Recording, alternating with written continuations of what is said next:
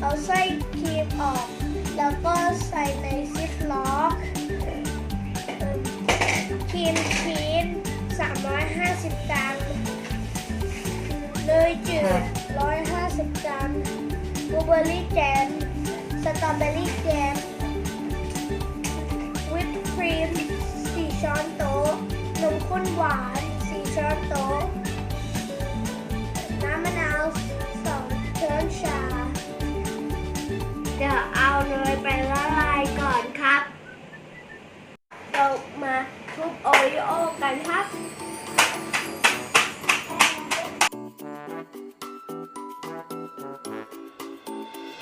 นี่คือน้องว่าร้านครับทำขึ้นเป็นแบบไส้แรงติ๊กติ๊กติ๊กติ๊กอะไรติ๊กติ๊กติ๊กติ๊กติ๊กติ๊กติ๊ก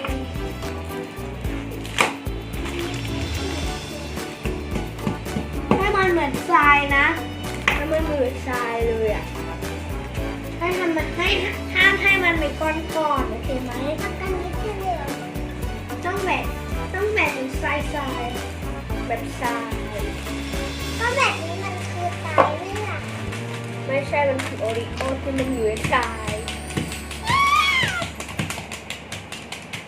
I thought you could speak better language.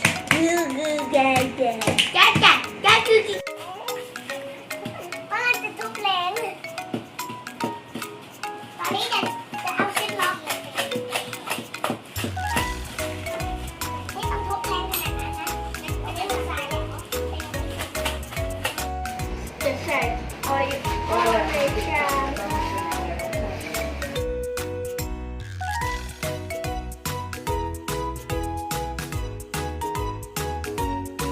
ใส่เนยจืดละลายลงไปในนี้นะคะ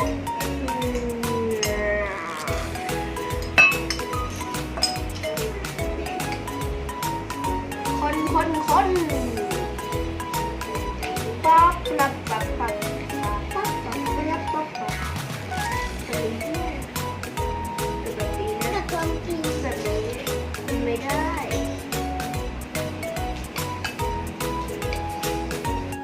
ตักใส่ถังแล้วนะ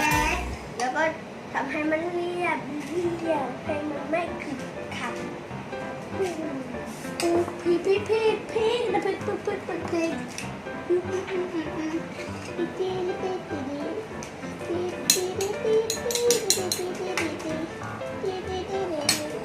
แผ่นทันเรียบร้อยนะคะใส่ในช่องฟรีซ20 นาทีค่ะ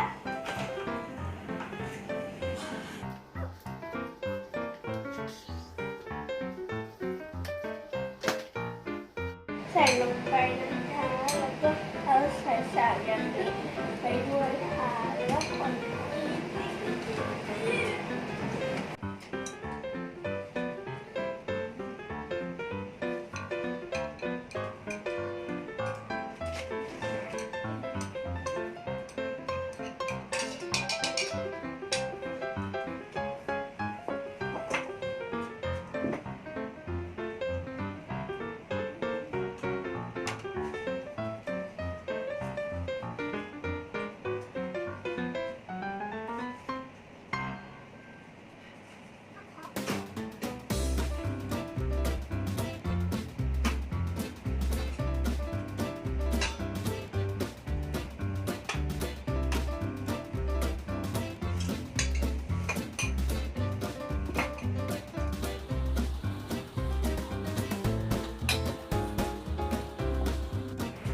จะ20แช่ไปแล้ว20 นาทีแล้วก็ไปใส่อันนี้มีชีสแล้วก็มาใส่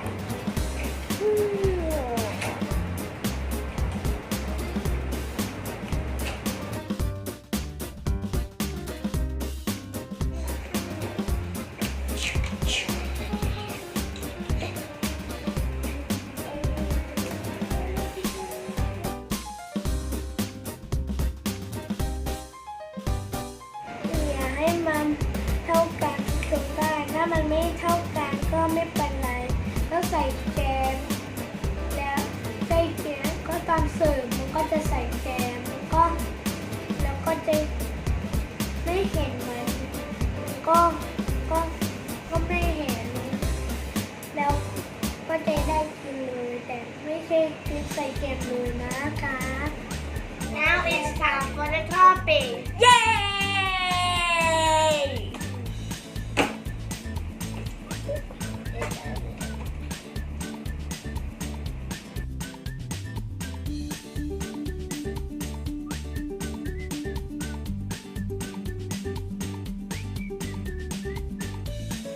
Sit down. Yay! Thanks for watching. Don't forget to comment, like, and subscribe.